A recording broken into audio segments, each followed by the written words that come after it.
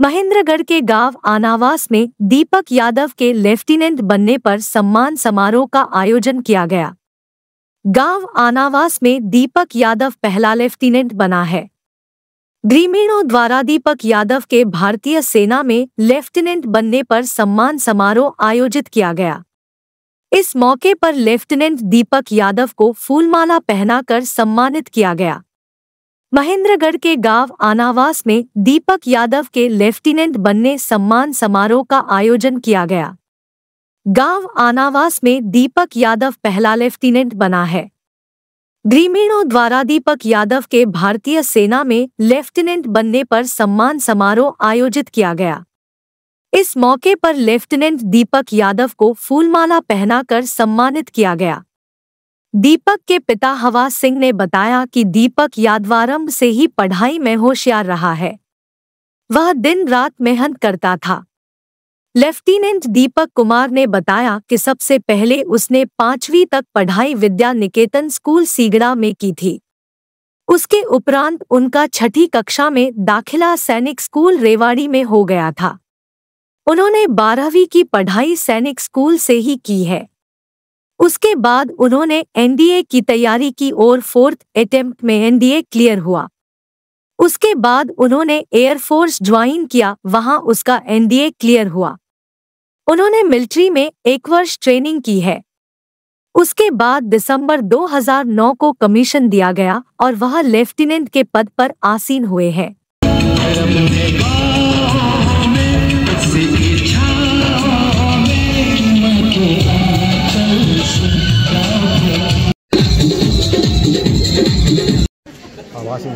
जिस प्रकार से आपका बेटा लेफ्टिनेंट बन के आया है, किस प्रकार की खुशी महसूस करते हैं? खूब बढ़िया खुशी महसूस करते हैं। किस प्रकार से आपने बच्चों में टैलेंट देखा कि मेरा बच्चा लेफ्टिनेंट बन सकता है? कितनी मदद की आपने?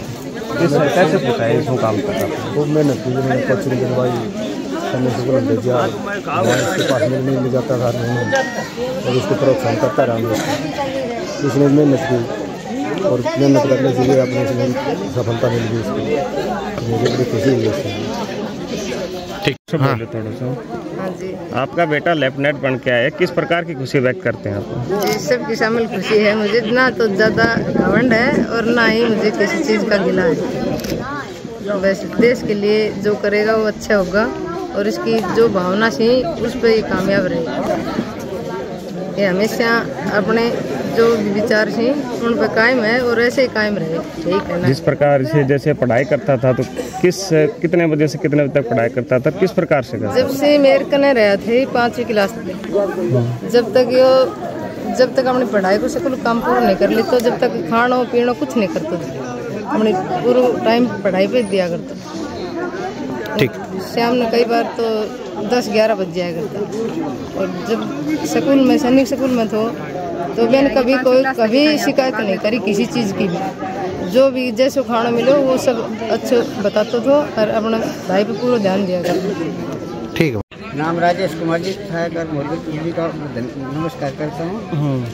सरपंच साहब, आप कार से आपका गांव का एक युवक दीपक है जो लेफ्टिनेंट चयन होके आए हैं, गांव में आपने स्वागत किया है, क्या कहना चाहेंगे? इसके बारे में कहना चाहूँगा कि मैं इस माता पिता का बहुत बहुत आभार करता हूँ, धन्यवाद करता हूँ कि उसने ऐसे संतान को जन्म दिया और भाई ने कामयाबी हासिल की। उसके लिए मैं बहुत बहुत खुशी जाहिर कर रहा हूँ। मेरे पास शब्द नहीं, इनके लिए खुशी इतनी हो रही है कि पूरे गाँव, मेरे को नहीं पूरे गाँव को ही हो रही है। ठीक। इस प्रकार से आपका भाई आज लेफ्टिनेंट बन के आया है, किस प्रकार की खुशी व्यक्त करते हैं? जी, मुझे बहुत ही गर्व महसूस हो रहा है और इसने मतलब बहुत मेहनत की है इसके लिए। ये अपनी पढ़ाई पे पूरा फोकस करता था, चाहे खाना पीना कुछ करे ना करे, लेकिन पढ़ाई ज़रूर करता था। कभी कभी तो मतलब जैसे ये बताता है, जैसे इसका एग्ज़ाम था तो सुबह 4 बजे तक पढ़ता था, कभी कभी 3 बजे तक, इस तरह से। और इसने काफ़ी मेहनत की है इसके लिए और हम सब बहुत खुश हैं। हाँ जी, आपका नाम? संजू। और माता जी का? रामरती देवी। ठीक। आपने जिस तरह से एनडीए की तैयारी करके लेफ्टिनेंट में चयन हुआ है, किस प्रकार से आपने तैयारी की, कहाँ से शुरुआत की थी, किन किन कठिनाइयों को आपको सामना करना पड़ा? सर, सबसे पहले मैंने अपनी स्कूलिंग 5th क्लास तक विद्या निकेतन स्कूल सीगड़ा में की थी। उसके बाद मेरा चयन सैनिक स्कूल रेवाड़ी में हो गया था, जहाँ पर मैंने 6th क्लास में एडमिशन लिया था। उसके बाद मैंने अपनी 12th क्लास सैनिक स्कूल रेवाड़ी से ही पास आउट की है। वहाँ पे मेरी बहुत अच्छी पढ़ाई हुई, वहाँ पे खेल कूद अन्य गतिविधियाँ, एनसीसी सब कुछ सिखाया गया। वहाँ से मैंने अपने ड्रॉप आउट किया 1 साल के लिए। मैंने एनडीए की तैयारी की, जिसके अंदर मेरे 4th अटैम्प्ट में मेरा एनडीए क्लियर हुआ। एनडीए क्लियर करने से पहले मैंने एयरफोर्स ज्वाइन की थी एक्स ग्रुप में, वहाँ से मेरा एनडीए क्लियर हुआ।